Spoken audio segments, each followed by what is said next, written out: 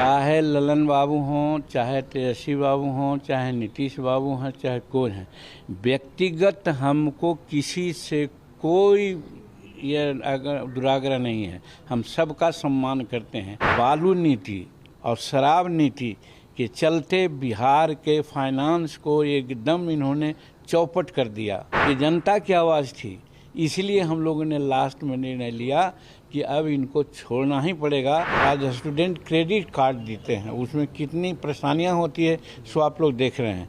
तो लोग हमसे कहते हैं कि उसको इम्प्लीमेंट काहे नहीं कराते हैं। और जो अनएम्प्लॉयड थे और डिग्री होल्डर नहीं थे, उनको हमने ठेका में आरक्षण दिया था कि 75 लाख रुपया तक के ठेका में हम आरक्षण देंगे। पहले तो इन्होंने काट दिया मेरे निर्णय को, और फिर उसके बाद इन्होंने कहा कि 50 लाख रुपया तक के 25 लाख रुपया तक के हम देंगे। तो 25 लाख रुपया तक के ठेका में देने का कोई उचित आरक्षण नहीं था, इसलिए कि वो डिपार्टमेंटल होता है। तो जब इनको कही गई बात तब उसको एक्सटेंड किए 50 लाख कि 50 लाख तक ठेकेदारी में हम आरक्षण देंगे, लेकिन वो फाइल अभी भी फाइनेंस डिपार्टमेंट में पड़ा हुआ है। तो इसी तरह से हमने कहा था कि किसानों को आज क्या है, बिजली बिल के लिए लोग सब मारे मारे फिर रहे हैं, किसी को जेल जाना पड़ता है। और हमने कहा था कि 5 एकड़ ज़मीन रखने वाले किसानों को बिजली हम माफ़ कर देंगे, इन्होंने आज तक नहीं किया। तो किसान लोग हमसे कहता है कि तो क्यों नीतीश कुमार के साथ आप लगे हुए हैं। तो हम लोग इतना दिन उनको देखा, परखा कि भाई क्या करते हैं। तो इसी प्रकार से शेड्यूल कास्ट का भी मामला है, कहने में समय लगेगा, लेकिन सच्चाई यही है कि जिन बातों को हम इम्प्लीमेंट करना चाहते थे जिससे बिहार का भविष्य बदल जाता, उन बातों को कहते रहे और इन्होंने उस पर ध्यान नहीं दिया। अंतिम बात ये कहना चाहते हैं कि आज बालू नीति और शराब नीति के चलते बिहार के फाइनेंस को एकदम इन्होंने चौपट कर दिया और हमारे गरीब तबके के लोग इसमें ज़्यादा इम्प्लीकेटेड हो रहे हैं। बार बार अखबारों में भी बोल देते थे, हम असेंबली में भी बोले हैं, लेकिन इनमें कोई ध्यान नहीं। तो लोग यही कहता था कि तो काहे अटके हुए हैं, छोड़िए ना उनको, ये जनता की आवाज़ थी।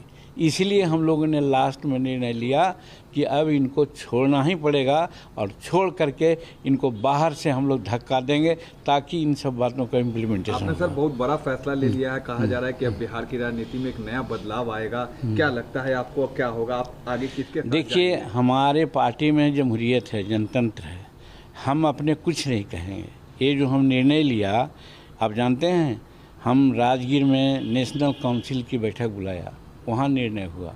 उसके बाद हम सारे विधायक मिल करके नीतीश कुमार को कहा ऐसी ऐसी बात है, आप इसको ज़रा देखिए, नहीं तो फिर हम लोगों के सामने दिक्कत होगी। उन्होंने नहीं माना और कह दिया सीधे कि भाई आप पार्टी में आ जाओ और नहीं तो बाहर चले जाओ। तो फिर हम कोर कमेटी की बैठक बुलाया। कोर कमेटी की बैठक में सारे लोगों ने कहा कि नहीं, एकदम हम लोगों को बाहर जाना ही उचित है। तब फिर हम लोगों ने ये निर्णय लिया। तो आज जो बात आगे की है, 18 तारीख को अपने कार्यकारिणी की बैठक बुलाया है। 18 तारीख को कार्यकारिणी की बैठक में जो निर्णय होगा उसके बाद बताएंगे कि क्या करना है। ललन सिंह और तेजस्वी यादव ने कहा कि हम लोगों ने प्रॉपर इज्जत दिया था, मांझी जी को, उनके बेटे को भी इज्जत दिया था, मंत्री बनाया था, लेकिन फिर भी इस तरीके देखिए, चाहे ललन बाबू हों, चाहे तेजस्वी बाबू हों, चाहे नीतीश बाबू हैं, चाहे कोई हैं, व्यक्तिगत हमको किसी से कोई ये अगर दुराग्रह नहीं है। हम सबका सम्मान करते हैं। अब सब लोगों ने व्यक्तिगत भी हमको सम्मान दिया है, मैं मानता हूँ, लेकिन जहाँ जनहित की बात है तो सम्मान और जनहित में दोनों में कॉम्प्रोमाइज़ नहीं होगा। जनहित की बात अगर होती, हमको सम्मान न भी देते तो कोई चिंता नहीं थी, लेकिन जनहित की बात नहीं हुई हमारे लोगों की, गरीबों की, और हमको सम्मान दे करके ही अगर रहेंगे। सम्मान तो दिए, मंत्री भी बनाए, हमको मुख्यमंत्री भी बनाए। आज भी हमारा बेटा मंत्री था, और भी हो सकता था कि मंत्री विभाग मिल जाता। अपने हम रहते तो एंजॉय करते, लेकिन हमने समझा कि अब मात्र 2 बरस 1.5 बरस बच गया है। हम 2025 में जनता को, हम अपने वोटरों को क्या बात करेंगे। देखते हैं मगध में और मुंगेर में जब हम घूमने लगे तो हज़ारों हज़ार की संख्या में हमको लोग फॉलो करता था।